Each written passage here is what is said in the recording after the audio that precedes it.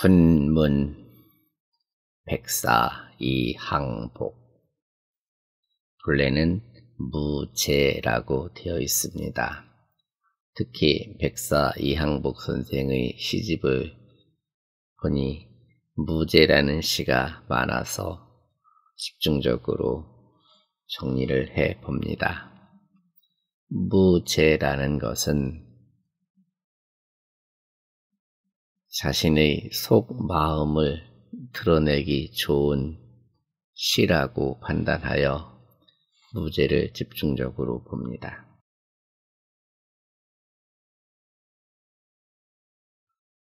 포출 원문 위소류하니 복부 최아 개정주라. 이참 사해 이인의 부도 회개 고음류라.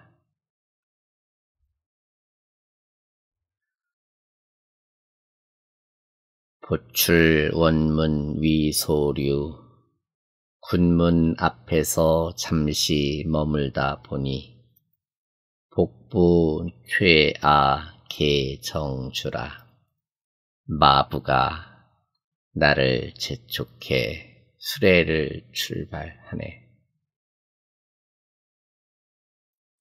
이참사해 이인의 파리한 말은 이별의 뜻을 아는 듯이 부도 회개 고음류를 회개를 건너지 않고 물만 마시네.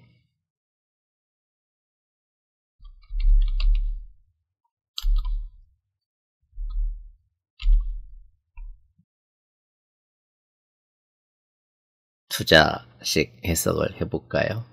맨 뒤에 있는 글자 소류. 이때는 소자가 작은이 아니라 조금이란 뜻이죠. 조금 머물다. 두 번째 줄에 정주. 가는 배. 인의 사람의 뜻. 음류 흐르는 물을 마신다. 세자 해석을 하면 위소류 조금 머물게 되었네. 개정주 가는 배를 열었다 라는 말은 출발을 했다 그런 말로 되네요.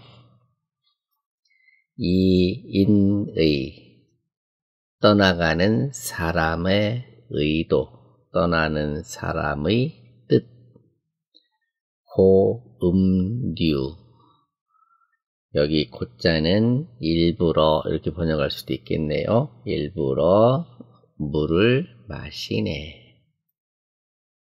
다섯 자를 하면 원문 위소류. 원문에서 잠시 머물게 되었네.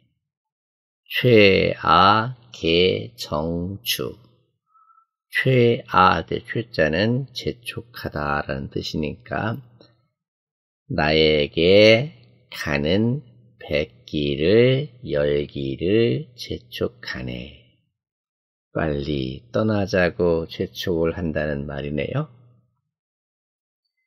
사해 이인의 사자는 같을 사자니까 여기 해자는 이해하다, 알아차리다.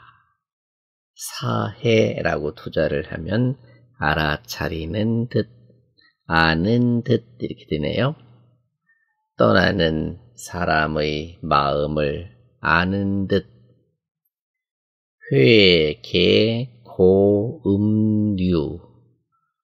이 회자는 빙빙 돌다 라는 뜻이니까 시냇가를 빙빙 돌면서 역불어, 일불어 물을 마시네. 원래 말이 한 군데서 물을 마시면 좋은데 움직이면서 천천히 시간 끌기 위한 것으로 이렇게 자기 마음을 표현하고 있네요.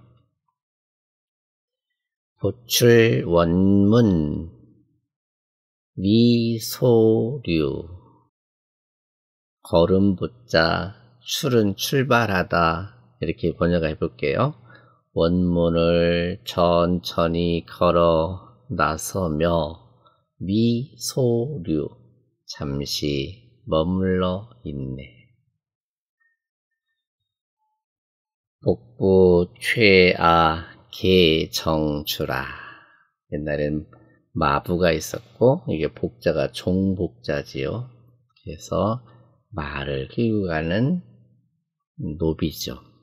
복부가 나에게 정주를 열기를 재촉하네. 이 참자는 말인데요. 리는 파리하다, 삐쩍 마르다. 삐쩍 마른 말이 사해 이인의라. 떠나는 사람의 마음을 아는 듯하여. 부도 회개 고음류를 회개를 건너지 않고 일부러 흐르는 물을 마시고 있네. 이렇게 직역을 해보면 이제 전체를 한번 볼 수 있겠죠. 호출 원문 위소류 군문 앞에서 잠시 머물다 보니 복부 최아 개정주라. 마부가 나를 재촉하며 수레를 출발하자 하네. 이참사해 이인의요. 삐쩍 마른 저 말은 떠나는 이 사람의 뜻을 이해하는 듯 부도 회개 고음류라. 회개수를 건너지 않고 일부러 흐르는 물만 마시는구나.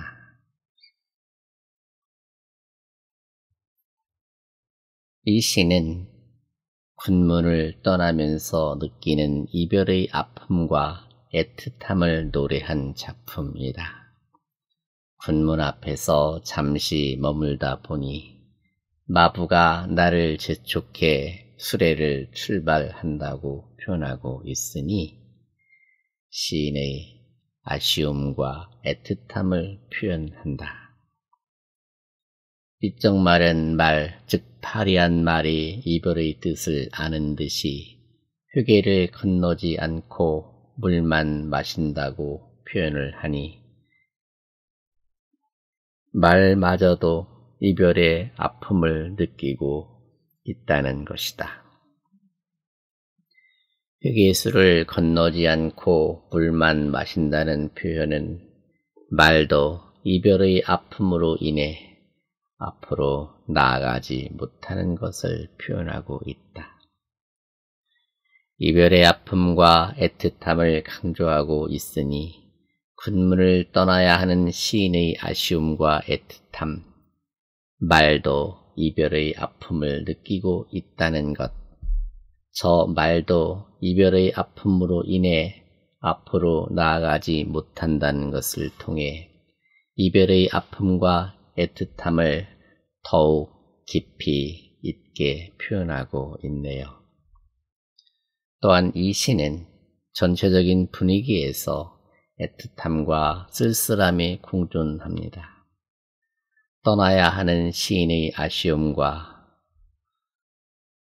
주인을 태우고 가는 그 파리한 말마저도 이별의 아픔을 느끼고 있다고 표현하여 더더욱 이별의 애틋함을 드러내고 있습니다.